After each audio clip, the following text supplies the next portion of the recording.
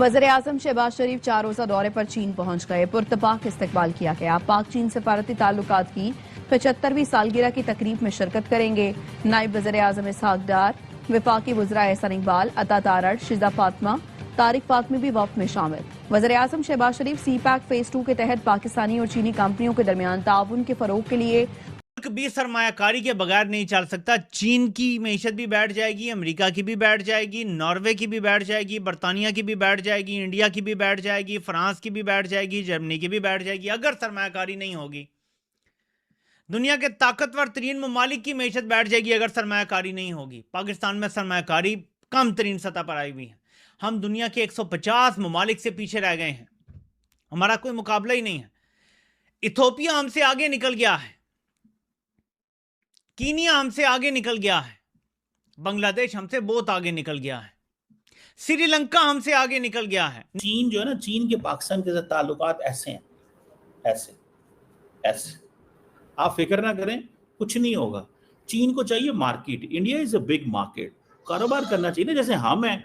हम वो नहीं इंडिया चाइना को कारोबार दे सकते, तो वो ये बात उनको समझ तो आती है कि हमें इंडिया की मार्केट को करना चाहिए। बल्कि मैं कल से देख रहा था, अब कल वो चाइना के जो सफीर हैं इंडिया के अंदर, उन्होंने ट्वीट की हुई थी, if you will give bully an inch he will take a mile. क्या करें, मतलब आवाम को क्या करना चाहिए?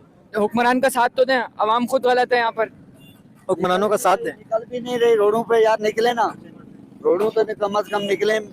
मतलब ये अभी भी तकरीबन 500 के। तो दोस्तों, पाकिस्तान का प्रधानमंत्री शहबाज शरीफ पहुंच गया है चाइना के विजिट पर, और एयरपोर्ट के ऊपर इसको रेड कारपेट वेलकम तो मिला है, परंतु ये छत्ता लगाकर वहां पर पहुंच गया है। और चीन का राजदूत, शायद जिनका नाम माओ जेडोंग है, वो इसको लेने के लिए आया हुआ है। चीन ने कोई अपना मंत्री तक इसको रिसीव करने के लिए नहीं भेजा। ऊपर से इसकी एक वीडियो वायरल हो गई है जिसमें जो छोटे बच्चे करते हैं कुछ पाने के बाद कि यस मुझे मिल गया।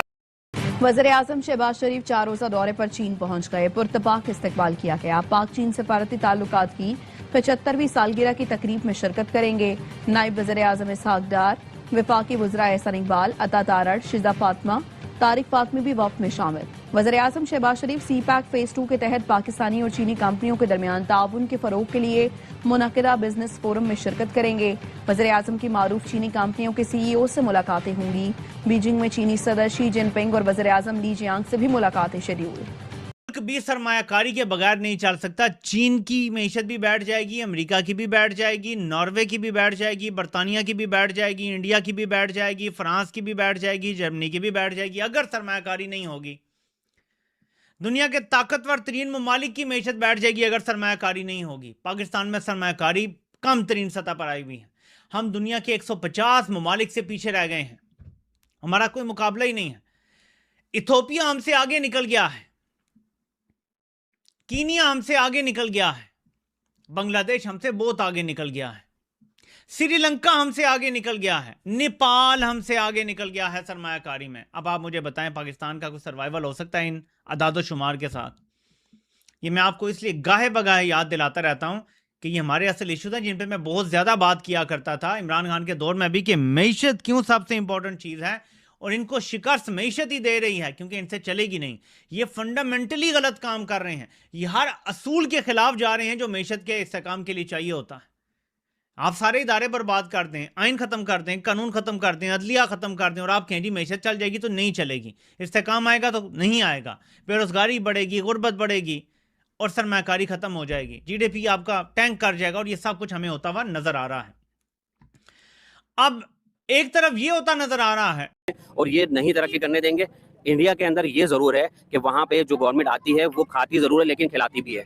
यहाँ ऐसा नहीं है, यहाँ बोलते हैं हम खा रहे, अगर कुछ बचे तो हमारी बच्चे खा लें, अगर और बच जाए तो उनकी नस्लें खा लें, हमने आवाम को नहीं खाने देना है। तो इस तरीके से तो ज़ाहिर हालात मजीद डाउन होते चले जाएंगे, पाकिस्तान और डाउन से डाउन होता चला जाएगा। जबकि पाकिस्तान अगर चाहे तो हमारे यहाँ कौन सी मादनियात मौजूद नहीं है, हमारे यहाँ सोने की कानें मौजूद हैं, हमारे यहाँ मार्बल मौजूद है, हमारे यहाँ जैमस्टोन मौजूद है, हमारे यहाँ पेट्रोल मौजूद है, हमारे यहाँ डीजल मौजूद है, हमारे पास ग्रीस निकाला जा सकता है, हमारे पास समंदर से कितनी बड़ी हमारे पास मौजूद है कि हम मछलियाँ कितनी बेहतरीन तरीके से निकाले जा सकते हैं, हमारे पास तांबा निकाला जा सकता है, हमारे पास कोयला निकलता है, हमारे पास नमक निकलता है, कौन सी मादियात नहीं है। रेकोटेक में $100 बिलियन का सोना मौजूद है, रेकोटेक बलूचिस्तान का। लेकिन हमने सिर्फ बेचना है, हमारी गवर्नमेंट उस जगह को बेच देती है और बाहर से लोग आके उसके ऊपर कब्जा कर लेते हैं और वो कमाना शुरू कर देते हैं। तो यहाँ सिर्फ यही चलता है, हम लोग अपनी चीजों से कभी फायदा नहीं उठाता। अगर सऊदी के पास क्या चीज है पता है आपको? सिर्फ ऑयल, इसके अलावा कोई मादनियात नहीं। उसी पे चल रहे हैं। उसी के ऊपर उसने अपने आप को कहां से कहां पहुंचा लिया, ये देखें आप। क्यों? क्योंकि उनका जहन अच्छा था, वो लोग अच्छे जहन से काम कर रहे थे। हम अब इतनी सारी चीजें होने के बावजूद हम किसी एक चीज को निकालने में कामयाब नहीं हुए। सुई गैस तक तो हमने बेच दी है, हमने अपनी बदीन की साइटें सारी बेच दी हैं, ऑयल की सारी बेच दी है, पनामा हमने बेच दिया, जितनी भी हमारे पास साइटें थी सारी साइटें हम लोग बेच के बैठे हुए कि यार हमने यहाँ पैसा नहीं लगाना है। अगर हम लगाना शुरू कर दें, मैं बोलता हूँ किसी एक फील्ड के अंदर भी अगर हम लोग पैसा लगाना शुरू कर देना, वहाँ से अपनी चीज को जनरेट करें और फिर उसको पूरी दुनिया के अंदर बेचना शुरू करें, आप देखें पाकिस्तान कहाँ से कहाँ पहुंचेगा। आप इंडिया के बेहतर हालात किस तरह देख रहे हैं? वहाँ पे किस तरह इतनी ज्यादा ग्रोथ हो रही है तेजी से? तो वहाँ की आवाम भी सही है, वहाँ के हुक्मरान भी सही है भाई, यहाँ के ना आवाम सही ना हुक्मरान सही, बात खत्म। ऐसे ही आप क्या कहना चाहेंगे इन हालात के हवाले से? बहुत बुरा हाल है, कोई भी यहाँ पे जो है कहते हैं ना आवाम सही है ना हुक्मरान ठीक है। बहुत गरीब तबका तो बिल्कुल ही मर गया है और जो मिडिल क्लास है वो भी अब नीचे आता जा रहा है। नीचे आता जा रहा है, ये नीचे आ चुका है इस टाइम पे जो हालात बने हुए हैं। आपको पता है एक रिपोर्ट आई है वर्ल्ड बैंक की, 45% जो पाकिस्तान की आबादी है वो गुर्बत की सतह से भी नीचे। मतलब एक गरीब होता है ना, गरीब का खाना पीना चलता है, वो इस लेवल पे आ गया, उन्हें खाने के लिए परेशानी है। वही तो ऐसा ही है कि गरीब के लिए दो वक्त की रोटी खाना भी बहुत मुश्किल हो गई है। बिल्कुल ऐसा ही है। लगाने कुर्बानी करना लोगों के लिए बहुत मुश्किल हो गया। जो पहले अच्छा जानवर लाते थे अब वो अच्छा भी नहीं ला पा रहे, नॉर्मल भी नहीं ला पा रहे। अभी महंगाई इस हिसाब से है, अभी लोग बड़ी मुश्किल से हिस्सा डाल रहे हैं। कुर्बानी भी बहुत मुश्किलों से लोग कर पा रहे हैं। बस हो रहा है, गुजारा चल रहा है, अल्लाह ताला चलाने वाला है, वही चला रहा है भाई। ऐसे ही आप क्या समझते हैं जो इंडिया इतनी तेजी से ग्रो कर रहा है, वहाँ पे सुपर पावर बनने के ख्वाब देखे जा रहे हैं, यहाँ पे लोग रोटी के लिए परेशान है। देखिए इतना बड़ा जो डिफरेंस आया, इसकी क्या सीक्रेट आप समझते हैं?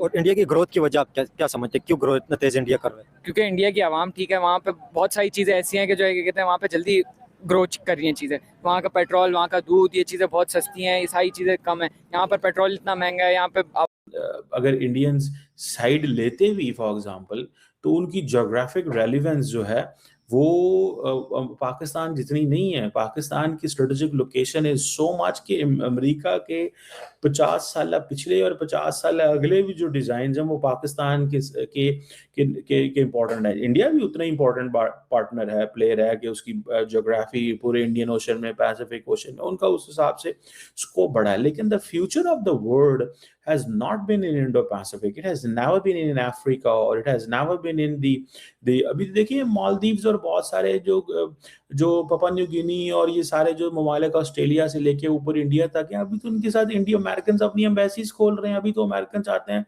कि यार इनके साथ ताल्लुकात को थोड़ा खोलें, ओपन अप करें, चीज़ों को मेंटेन करें, चीज़ों को सस्टेन करें। इनके साथ तो इस चीज़ पे वो लगे हुए हैं। They are not of this point of view और they are not of this situation कि भाई हर कीमत के ऊपर जो है वो फ्यूचर हमने यहाँ पे लेके आना है, चीज़ें यहाँ पे हमने करनी है या मामलात को यहाँ पे हमने ऐसे करना है। तो मुझे लगता है दैट्स अ वेरी सिग्निफिकेंट चीज़ कि पाकिस्तान की रेलिवेंस इज देयर। पाकिस्तान अपनी इस रेलिवेंस को इस तरह एंजॉय करता है कि पाकिस्तान समझता है कि यार एक तो हम न्यूक्लियर पावर कंट्री हैं, दूसरे नंबर पे हम we have a strong military, we have nuclear, we have military, and we are a rival and are you know to India। और अमेरिकन समझते हैं कि इस चीज़ की ये जो पाकिस्तान की और इंडिया की राइवलरी, इसका हमें फ़ायदा उठाना चाहिए और कभी उस पलड़े में वजन डाल दो, कभी उस पलड़े में वजन डाल दो। 20 साल उन्होंने इंडिया के 20 साल पार्टनरशिप थी इंडिया और अमेरिका की, जिसको उन्होंने बेसिकली पाकिस्तान ने मैं तो कहना चाहिए कि नहीं कहना चाहिए, लेकिन टूट गई ना पार्टनरशिप एट द मोमेंट। ये जो बराबरी आप देख रहे हैं जो इंडिया और अमेरिका के, ये जो झंडे साथ लगे हुए हैं, मार्को रूबियो को अमेरिकी सदर के इक्वल जो ट्रीट किया जा रहा है, इसकी भी तो एक रेलेवेंस है ना। जयशंकर कहाँ बैठे हुए हैं और बराबर में कौन बैठा हुआ है? सफीर बैठा हुआ है।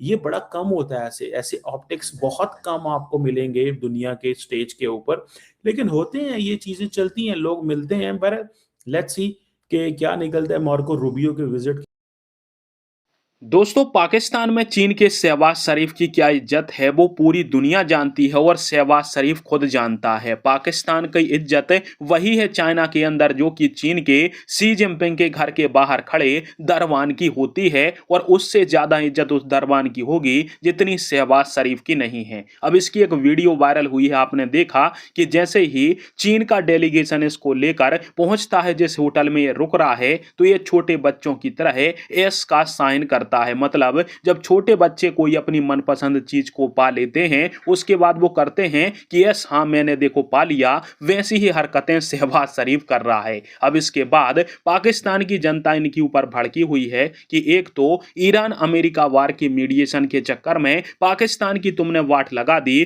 कह रहे थे कि हम सुपर पावर बन रहे हैं, परंतु तुमने मांगने का काम फिर से स्टार्ट कर दिया है। और ये चाइना गया ही इसलिए है ताकि अब चीन से 1 या 2 बिलियन डॉलर का लोन निकाल सके, क्योंकि सऊदी अरब ऑलरेडी $3.5 बिलियन दे चुका है। यूएई 40 कोड़े देने वाला नहीं है। अमेरिका से भी आईएमएफ के माध्यम से $2.25 बिलियन खा चुके हैं ये, अब बचा है चाइना। तो कुल मिलाकर ये चीन भी इसीलिए गए हुए हैं ताकि चीन से 1 या 2 बिलियन डॉलर ले लिए जाएं। वैसे भी सीपैक में चाइना के 60 से 65 बिलियन डॉलर ये डकार चुके हैं और इन्होंने कुछ भी चीन को बनाकर दिया नहीं है। ऊपर से ये सीपैक 2 लाना चाहते हैं जिसके लिए 1-2 किस्तें निकालने के लिए शहबाज शरीफ पहुंच गया है चाइना। और चाइना में इनकी क्या वैल्यू है वो पाकिस्तानी ही तुम्हें बता देंगे कि चीन में इनको किस प्रकार से ट्रीट किया जाता है।